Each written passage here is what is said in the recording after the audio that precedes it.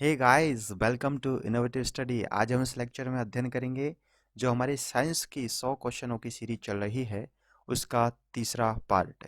तो question number 1, वाहनों में अपनी व्यापक दृष्टि क्षेत्र के लिए कौन सा दर्पण पीछे देखने के रूप में इस्तेमाल होता है? ऑप्शन ए उत्तल, बी समतल, सी अवतल, डी अवतल उत्तल। इसका आंसर होगा ए उत्तल दर्पण। जो वाहनों में जो जिस शीशे का हम इस्तेमाल करते हैं, दर्पण का इस्तेमाल करते हैं, वह होता है उत्तल दर्पण। अब इसका क्यों होता है? क्योंकि इसमें जो प्रतिबिंब है यानी इमेज है, जो इसमें इमेज है वह छोटी दिखती है। ठीक है, छोटी दिखती है और पीछे से जो जो उसका क्षेत्र है वह बड़ा और व्यापक दिखता है, बड़ा और व्यापक दिखता है। इसलिए हम उत्तल दर्पण का इस्तेमाल वाहनों में करते हैं ताकि हमें जो व्यू है वो पूरी तरीके से अच्छे से दिख सके। क्वेश्चन नंबर 2, कौन सा पहला उपग्रह था जिसे अमेरिका द्वारा 1958 में प्रक्षेपित किया गया था? ए स्पुतनिक 1, बी अपोलो 11, सी जीसैट, डी एक्सप्लोरर 1। तो इसका आंसर होगा डी एक्सप्लोरर 1, क्योंकि अमेरिका का पहला उपग्रह था, है ना। और साथ ही यदि हम पूरी दुनिया में पहले उपग्रह की बात करें तो वह था स्पुतनिक 1, लेकिन ये भेजा था यूएसएसआर के द्वारा। ठीक है, तो लेकिन अमेरिका में 1958 में ये भेजा था, वह था एक्सप्लोरर 1। क्वेश्चन नंबर 3, ल्यूकेमिया एक प्रकार का मानव रोग है जो कि ऑप्शन ए श्वेत रक्त कोशिकाओं का कैंसर है, बी विटामिन की कमी की वजह से होता है, सी मस्तिष्क का कैंसर है, डी प्रोटीन के अधिक सेवन की वजह से होता है। तो ल्यूकेमिया एक बीमारी है जो कि श्वेत रक्त कोशिकाओं का एक कैंसर है। जो कि हम जानते हैं जो डब्ल्यू बी सी होती है यानी वाइट ब्लड सेल्स, श्वेत रक्त कोशिकाएं, ये बीमारियों से बचाने के लिए प्रतिरोध का काम करती है।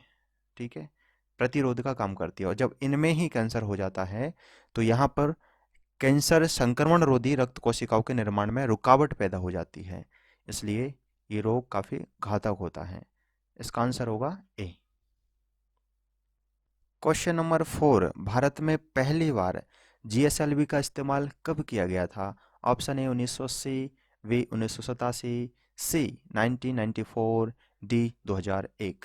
तो इसका आंसर होगा डी, यानी 2000 में, इसको 2001 में जीएसएलवी का सबसे पहले इस्तेमाल किया गया था। और जीएसएलवी का फुल फॉर्म होता है जियो सिंक्रोनस सैटेलाइट लॉन्च व्हीकल। इससे पहले पीएसएलवी आ चुका है, पीएसएलवी। ठीक है, पोलर सैटेलाइट लॉन्च व्हीकल है। ठीक है, तो यहाँ पर जीएसएलवी है, उसका सबसे पहले 2001 में इस्तेमाल किया गया था, और इसके द्वारा जीसैट जीसैट 1 उपग्रह है उसका विमोचन करने का प्रयास किया गया, लेकिन ये पूर्ण रूप से सफल नहीं रहा बल्कि आंशिक रूप से सफल रहा। ठीक है, ये जो व्हीकल है यानी सैटेलाइट को लॉन्च करने के व्हीकल है पीएसएलवी जीएसएलवी, ये काफ़ी महत्वपूर्ण है किसी भी उपग्रह को अंतरिक्ष में पहुंचाने के लिए। ठीक है, हाल ही में हम जीएसएलवी मार्क 3 का इस्तेमाल कर रहे हैं जो कि भारी वजन के उपग्रहों को भी अंतरिक्ष में पहुंचा देता है।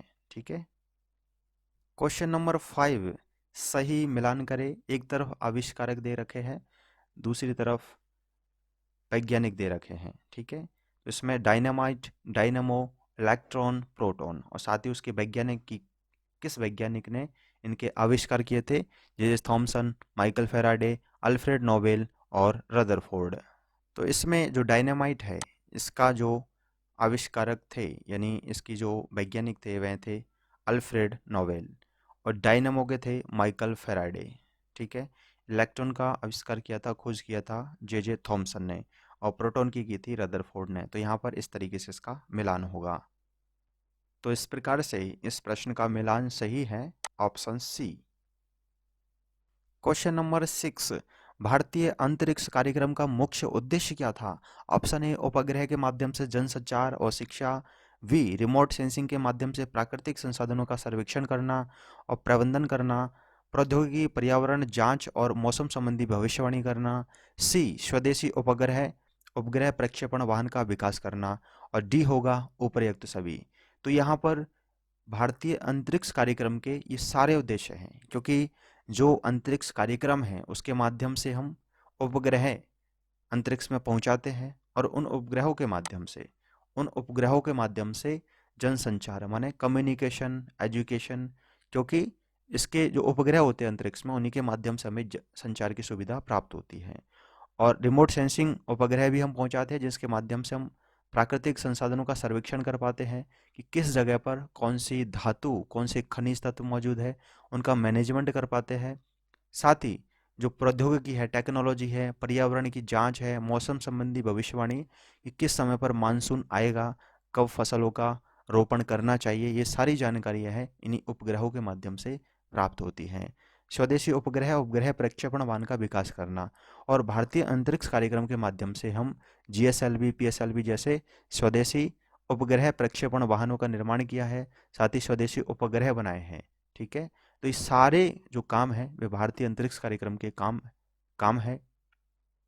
तो इसका आंसर हो जाएगा उपर्युक्त सभी, यानी भारतीय अंतरिक्ष कार्यक्रम के ये सभी उद्देश्य हैं।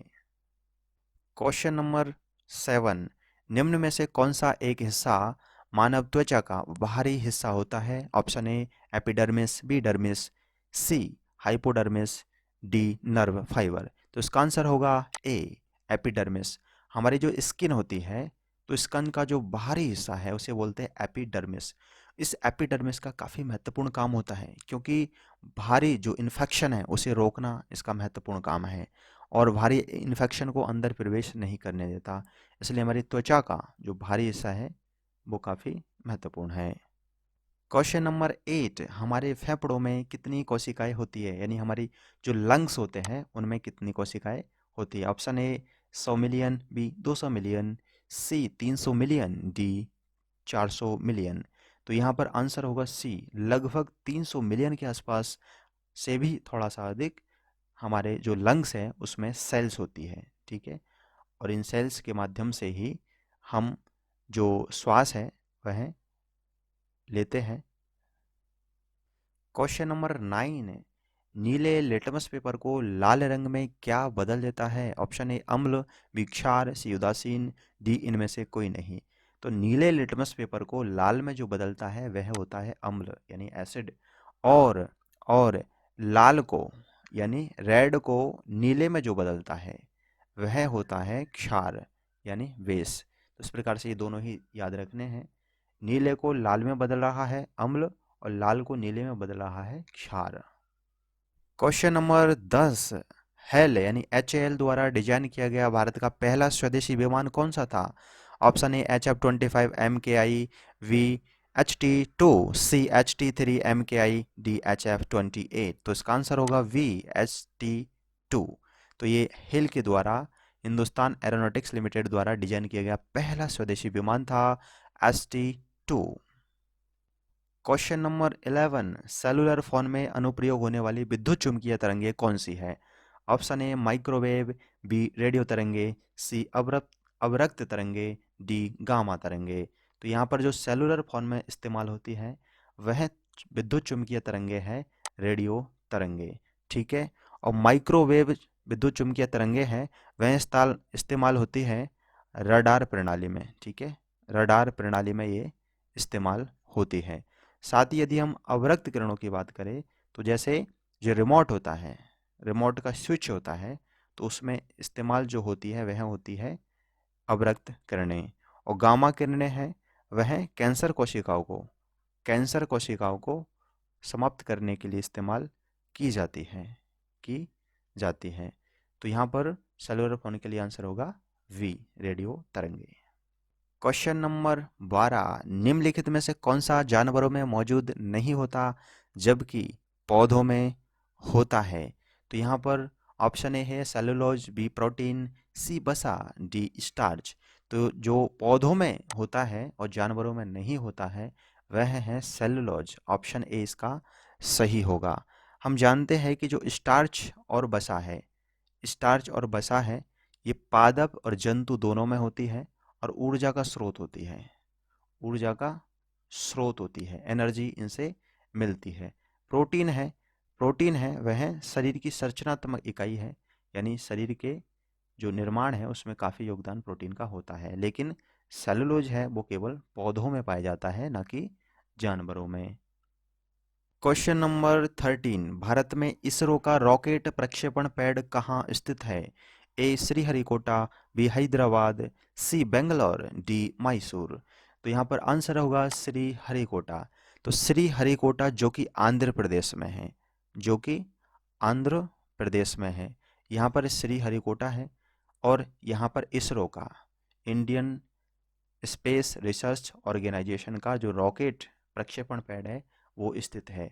हाल ही में इसरो है वह एक और रॉकेट प्रक्षेपण पैड बनाने का प्लान बना रहा है, जो कि तमिलनाडु में होगा। ठीक है, लेकिन हाल फिलहाल में श्रीहरिकोटा में ये मौजूद है, जहाँ से जो हमारे उपग्रह हैं लॉन्च व्हीकल के माध्यम से वो यहाँ से ही प्रक्षेपित किए जाते हैं। जबकि इसरो का जो हेड क्वार्टर है वह है बेंगलुरु में। ठीक है, बेंगलुरु में।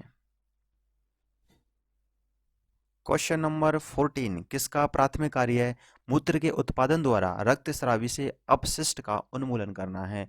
Option A kidney, B liver, C अग्नाशय, डी छोटी आंत। तो यहाँ पर जो यूरिन है, तो यूरिन से अपशिष्ट का बाहर निकालने का काम किडनी का होता है, क्योंकि किडनी में रक्त के द्वारा यहाँ पर जो यूरिन है वह यहाँ से बाहर निकल जाता है अपशिष्ट के रूप में, और जो भी उसमें अपशिष्ट होते हैं वो साथ ही बाहर निकल जाते हैं। क्वेश्चन नंबर 15, आधुनिक आवर्त नियम किसने दिया था जिसके अनुसार तत्वों के भौतिक एवं रासायनिक गुण उनकी परमाणु क्रमांक के आवृत्ति फलन होते हैं? Option A Harry Moseley, B John Newland, C Mendeleev, D Lothar Meyer. तो इसका आंसर होगा हैरी मोसले। तो उन्होंने ये कहा था आवर्त नियम के बारे में कि तत्वों के भौतिक एवं रासायनिक गुण हैं वो तत्वों के परमाणु क्रमांक के आवर्ती फलन होते हैं। तो ये हैरी मोसले ने कहा था। साथ ही मेंडलीफ ने भी एक सिद्धांत दिया जिसमें उन्होंने कहा कि परमाणु भार के आवर्ती फलन होते हैं, यानी तत्वों के भौतिक एवं रासायनिक गुण है वो परमाणु क्रमांक के नहीं बल्कि परमाणु भार के आवर्ती फलन होते हैं। तो ये दिया था मेंडलीफ ने। लेकिन यहाँ पर परमाणु क्रमांक के आवृत्ति फलन होते हैं ये दिया था मोसले ने। ठीक है, तो इसका आंसर होगा ए। क्वेश्चन नंबर 16, डेयरियों में दूध से क्रीम अलग करने के लिए इस्तेमाल की जाने वाली प्रक्रिया कौन सी है? ए निस्तारण, बी आंशिक आशवन, सी अपकेंद्रीकरण, डी क्रिस्टलीकरण। तो इसका आंसर होगा अपकेंद्रीकरण। जो दूध होता है उसे क्रीम निकालने की जो प्रक्रिया है वह होती है अपकेंद्रीकरण। क्वेश्चन नंबर 17, राकेश शर्मा ने जिस अंतरिक्ष यान से अंतरिक्ष की यात्रा की थी उसका नाम क्या था? Option A Soyuz T11, B Rockwell X30, C spiral EPOS, D Mercury Atlas 9। तो वो अंतरिक्ष जो यान था वह था सोयूज T11। तो इसमें 2 अप्रैल 1884 को इसरो जो कि भारतीय स्पेस ऑर्गेनाइजेशन है और यूएसएसआर का इंटरकोस्मोस दोनों की संयुक्त अंतरिक्ष अभियान था, जिसे अंतरिक्ष यात्रा के लिए भेजा गया था। और राकेश शर्मा इस अंतरिक्ष यान में अंतरिक्ष यात्री बनकर गए थे, सोयूज T11। क्वेश्चन नंबर 18, प्याज काटते समय आंखों में जलन पैदा करने वाला यौगिक कौन सा होता है? Option A carbon, B nitrogen, C sulphur, D hydrogen. तो इस यौगिक का नाम है सल्फर। इस यौगिक का नाम है सल्फर। जब हम प्याज काटते हैं तो हमारी आंखों की जो आंखों में एक ग्रंथियां होती हैं जिन्हें बोलते हैं लेक्राइमल, लेक्राइमल ग्लैंड्स। ठीक है, लेक्राइमल ग्लैंड्स। और जब प्याज काटते हैं तो ये स्टोमुलेट हो जाती है, यानी उत्तेजित हो जाती है। ठीक है, और उत्तेजित जब हो जाती है तो यहाँ पर जलन होने लगती है और साथ ही आंसू भी निकलने लगते हैं। तो इस ये कारण इसका होता है वह होता है सल्फर। ओके। क्वेश्चन नंबर 19, लगभग किस तापमान पर पानी का घनत्व अधिकतम होता है? ऑप्शन ए 0 डिग्री सेल्सियस पर, B 4 degree Celsius, C 39 degree Celsius, D 100 degree Celsius. तो इसका आंसर होगा option B 4 degree Celsius. 4 degree Celsius तापमान पर पानी का जो घनत्व है वह मैक्सिमम होता है। क्वेश्चन नंबर 20, वेक्टर राशि का उदाहरण क्या है? ऑप्शन ए वजन, बी तापमान, सी बेग, डी लंबाई। तो इसका आंसर होगा सी बेग। वेक्टर माने सदिश राशि, ठीक है। और सदिश राशि वह होती है जिसका परिमाण भी होता है और दिशा भी होती है, और दोनों होती है तो वह सदिश राशि कहलाती है। और यहाँ पर केवल ऑप्शन में बेग ही ऐसा राशि है जो सदिश है, क्योंकि इसका परिमाण होने के साथ साथ दिशा भी होती है। और यहाँ पर जो वजन है, तापमान है और लंबाई है, इसका केवल परिमाण तो होता है लेकिन दिशा नहीं होती, इसलिए यह अदिश राशि है। क्या है? अदिश राशि है। वजन, तापमान, लंबाई अदिश राशि है, तो यहाँ पर इसको ध्यान आपको रखना है। क्वेश्चन नंबर 21, प्रथम भारतीय उपग्रह आर्यभट्ट को कब प्रक्षेपित किया गया था? ऑप्शन ए 1970 ईस्वी, बी 1973 ईस्वी, सी 1975 ईस्वी, डी 1976 ईस्वी। तो इसका आंसर होगा सी 1975 को ये आर्यभट्ट है वह प्रक्षेपित किया गया था। और ये किसकी सहायता से? सोवियत संघ की सहायता से, जो कि आज का रूस है, उसकी सहायता से ये प्रक्षेपित किया गया था। Question number 22, Thomas Clifford Albert किस आविष्कार से जुड़े हुए हैं?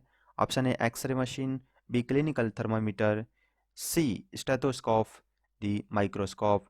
तो यहाँ पर आंसर होगा क्लिनिकल थर्मामीटर। तो ये थॉमस क्लिफर्ड अल्बर्ट है, वो क्लिनिकल थर्मामीटर से जुड़े हुए आविष्कारक हैं। क्वेश्चन नंबर 23, रेफ्रिजरेटर निम्नलिखित में से किस सिद्धांत पर कार्य करता है? ए ऑस्मोसिस, बी केंद्रापसारण, सी फैलाव, डी वाष्पीकरण।